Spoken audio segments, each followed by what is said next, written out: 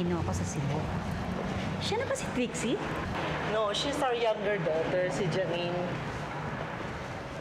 Really? Nagkaanak ulit kayo ni Mayor? Yes, we adopted her. We've always been transparent, kaya hindi yan naging issue sa kanya.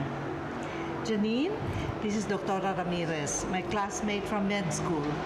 Pero may hawig siya kay Fernando, ha? Kung di mo sinabi sa akin ng totoo, ako, iisipin ko, anak niyo talaga si Janine.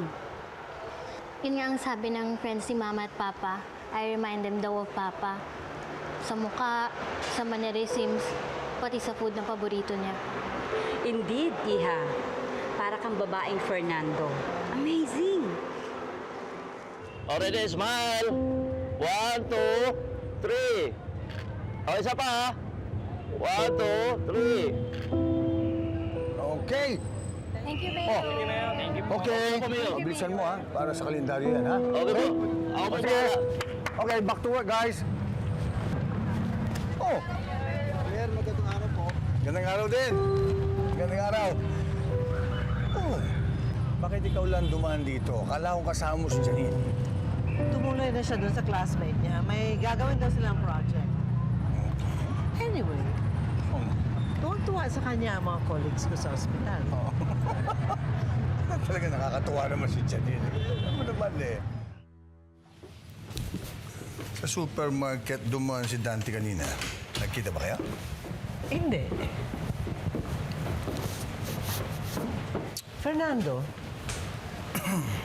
hindi ka ba nagtataka na halos lahat ng kaibigan natin ang akala anak mo talaga si Janine? Hindi ba ganun naman talaga? Pag nag-ampung ka ng bata, nagiging kamukha mo ito. Hindi ba? Ganun ba? Eh bakit walang nagsasabi sa akin na kamukha ko si Janine? Wala ba? Sa ugali, parehong-pareho mo. Mahilig din siya sa sapatos, gaya mo. Minsan, masungit din siya. Pag natutulog ka, minsan, pareho kayong nakanganga.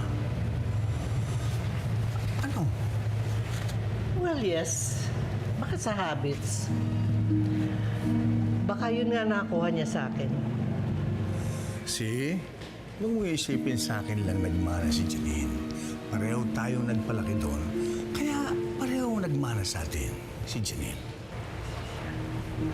Okay?